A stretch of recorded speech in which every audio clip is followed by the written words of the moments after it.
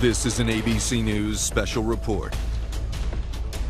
Good afternoon. I'm Mary Bruce in New York. We're coming on the air because the 119th Congress is conducting its first order of business. Just minutes, though, into the new session, the House trying to accomplish its first goal, electing a speaker. But already we are seeing the deep divisions within the Republican Party on full display. Mike Johnson just failing on the first round of voting to hold on to the gavel. The party has a razor-thin majority in the House. Johnson could only afford to lose the support of just one Republican. He has lost three.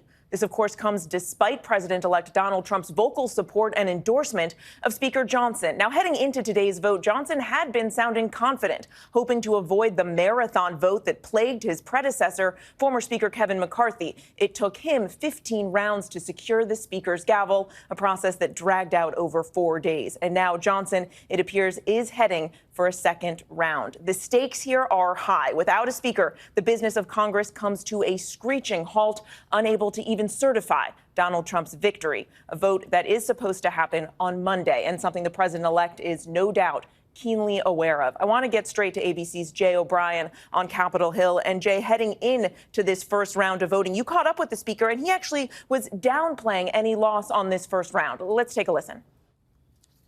I think we'll have all the votes today. What does it say if you lose on the first ballot, Mr. Speaker? It says nothing. It's part of the process, but I expect that we'll get it done. Are you concerned that you will?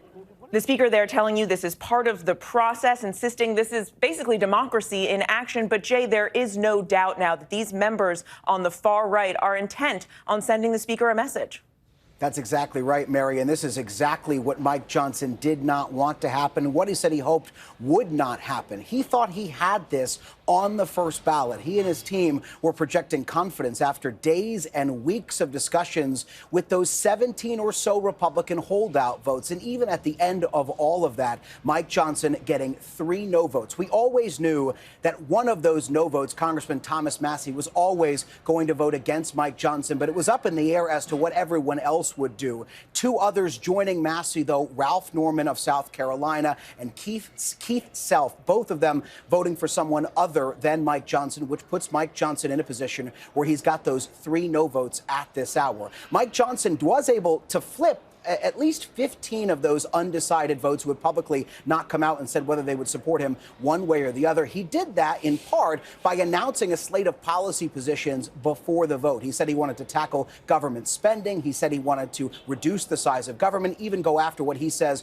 was the weaponization of government and work with the Department of Government Efficiency, that DOGE effort. But it wasn't enough to get all the votes in the column that he needed, Mary.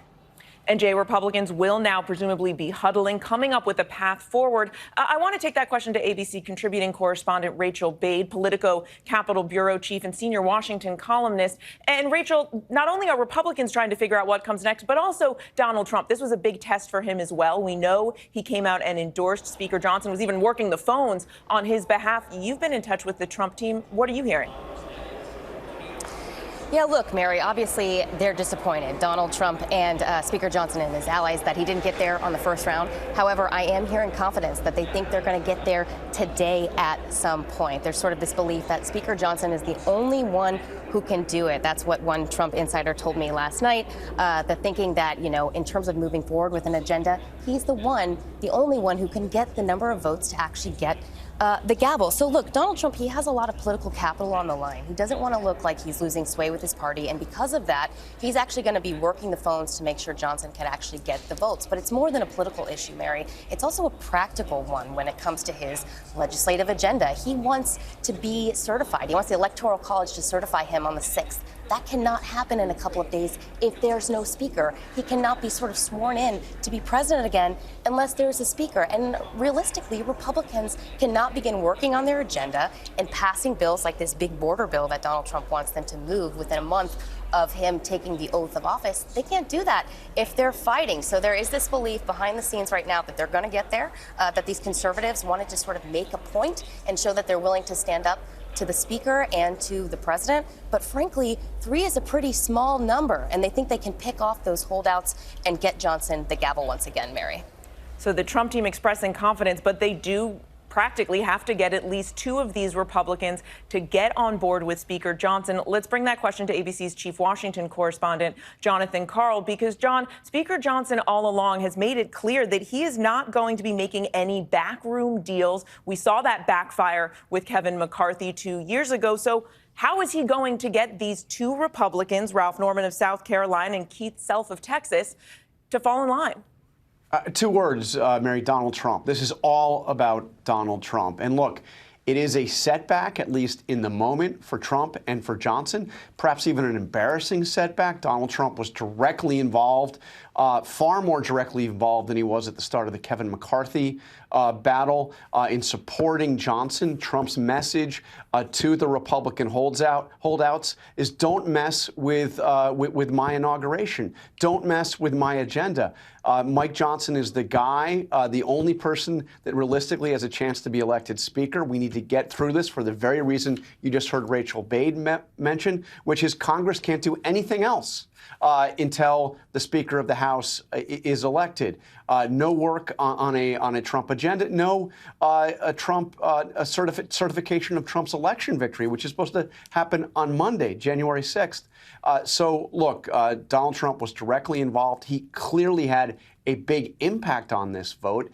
As Jay mentioned, we had a list on our list of 17 known holdouts who were unwilling to commit to Mike Johnson. In the end, all but 3 of them got in line, again, for one reason: Donald Trump.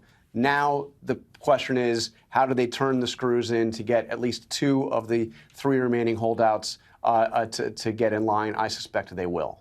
And as you note, the pressure is on, given the incoming administration's ambitious agenda. Let's go back to Jay O'Brien, because, Jay, we're watching these images, some Republicans there on the floor huddling, presumably trying to figure out where this goes next. What's the latest you're hearing? How is this going to play out this afternoon?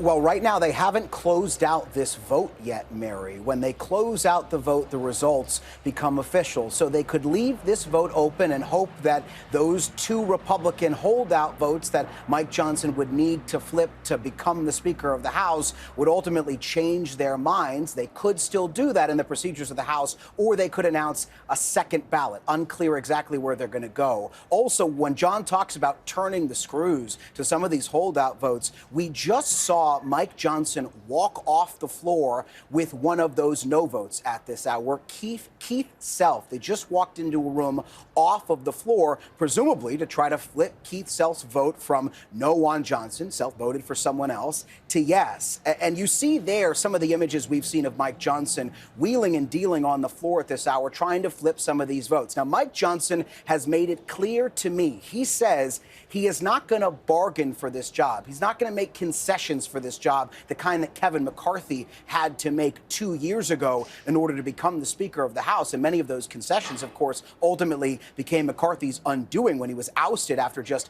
9 months on the job. Mike Johnson has said he's not going to do that. The moderates in his conference are pushing him not to do that. And it remains to be seen, Mary, exactly what he has to bargain with if he holds true to that promise to try to flip some of these votes. The House Speaker, not the only one involved intimately in trying to change these votes. As we were talking, he's been scrambling there behind the scenes, trying to urge those holdouts to come to his side, as has Donald Trump, who may also be working the phones, as he has been in recent days. Jay, as you note, the House vote is still open. We are going to be keeping a very close eye on this. We are going to return you now to your regular programming. We will be back, however, when we do have some kind of resolution here or yet another vote series. As always, stay tuned to abcnews.com, ABC News Live for the latest developments. I'm Mary Bruce in New York. Have a good day. This has been a special report from ABC News.